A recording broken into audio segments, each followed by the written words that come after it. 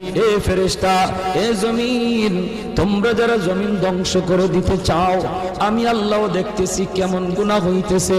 যেই মানুষে আমি আল্লাহ এত আদর করে বানাইলাম, আসমান আল্লাহ বানাইছেন কুন ফায়াকুন বইলা, ফেরেশতা আল্লাহ বানাইছেন কুন ফায়াকুন বইলা, জমিন আল্লাহ বানাইছেন কুন ফায়াকুন বইলা, কিন্তু আমারে আপনারে আল্লাহ পাক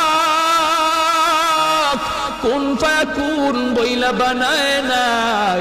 আমাকে আপনাকে যখন আল্লাহ বানাইছে, খালাকতু বিয়াদাইয়া, আল্লাহ বলে আমি আমার নিজের হাত দিয়া বান্দা বান্দিরে বানাইছি।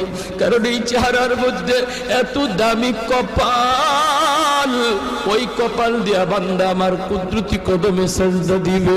এই কপালটার এত দাম, এই কপাল কুন ফায়াকুন বললে হয় না, এই কপাল ফেরেশতাদের হাতে বানাইলেও হয় না, আমি আল্লাহ নিজের হাতে বানাইছি।